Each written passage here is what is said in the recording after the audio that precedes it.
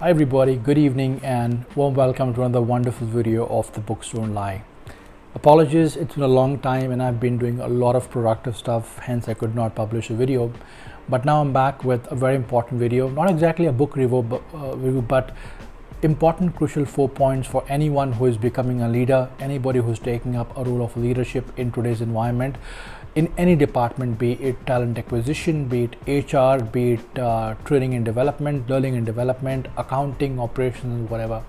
These are 4 important points which I have personally picked up from my own career into learning and development, and mark my words, it has given me a lot of success.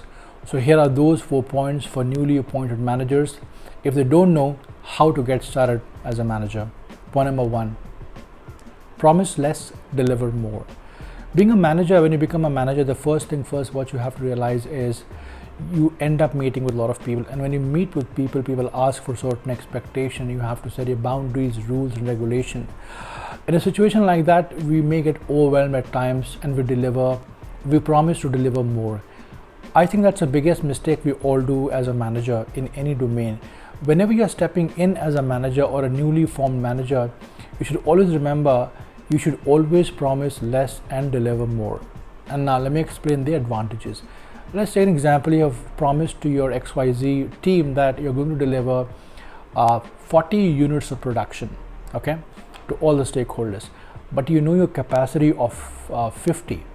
So you have now ordered or said to the management that I'm only going to do 40 delivery per day, and you know your capacity, your team's capacity, that you can deliver 50.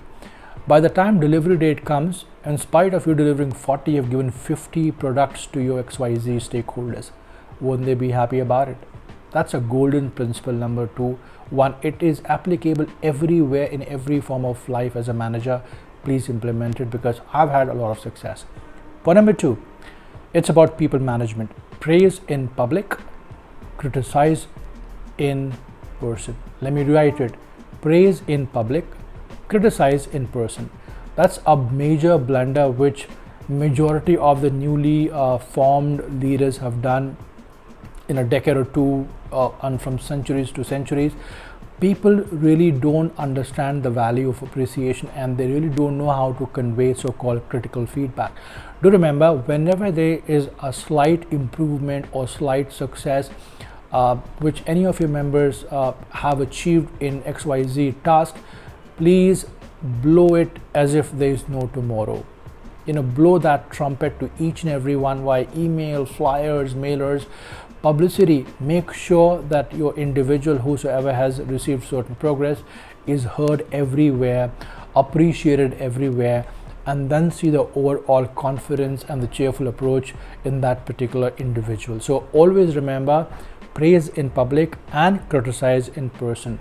Whenever there's a critical feedback, I will always request everyone whosoever is becoming a manager, take that wonderful individual, your training team or your operations team, your hiring team, your production team, your account members, in a separate room, just you and your whosoever reports to you, and give it in a very, very positive way.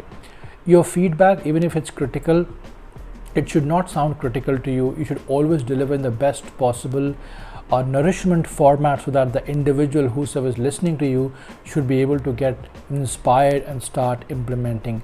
But do remember, never ever let your team member down, especially in public or on a call or in front of the unknown audience, because that will create a very bad image of yours as a manager and not for him. That's point number 2. Again, try it and test it. Point number 3. This is a unique one, and I think you're all gonna be shocked and surprised to hear it. Hear me out. Push your people to go unwanted limit.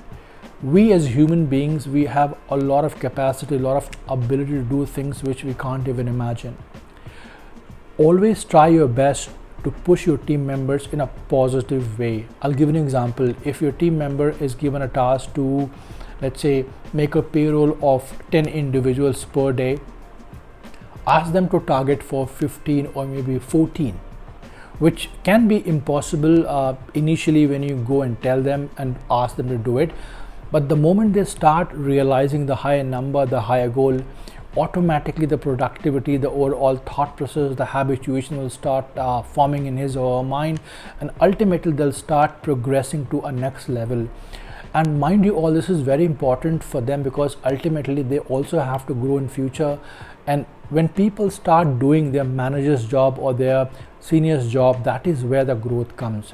So always push your people in a very productive way and ask them to do something which they have not done before in the current profile. Try it and let me know in the comment. It will always work, but make sure you're very, very gentle about it and not very pushy. Fourth point, take the ownership of all the problems. When you work as a team, when you work as a unit, it is very easy to have blame game. And quality managers, good leaders, somebody who understands the value of inspiration, inspiring people, motivation people, will never ever find fault with any of his or her team members or individuals within the team, because it can create a bad blood.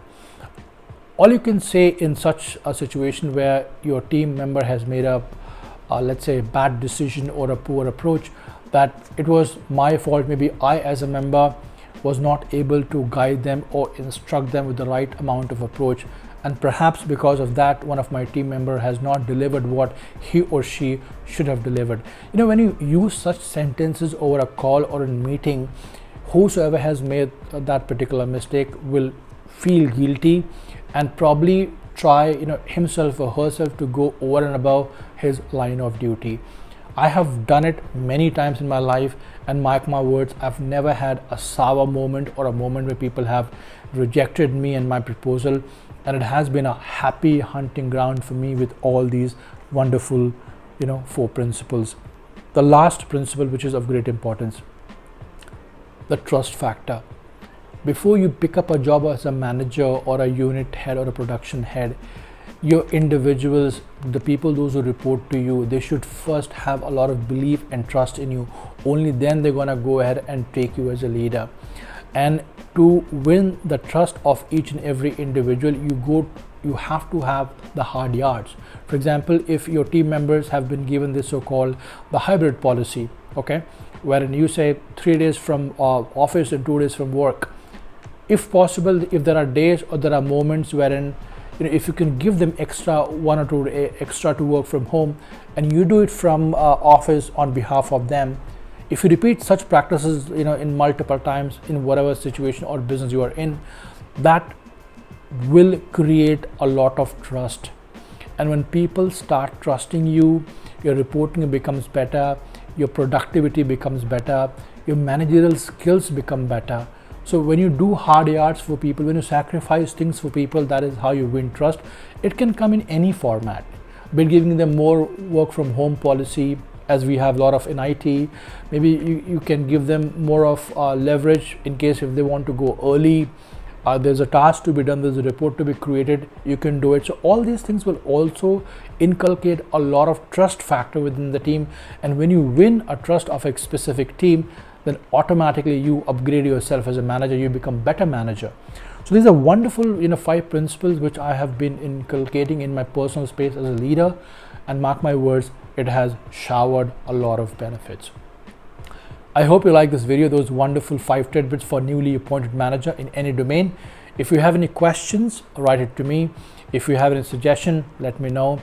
Do subscribe. The books don't lie. And till we meet again, you take care and thanks for watching.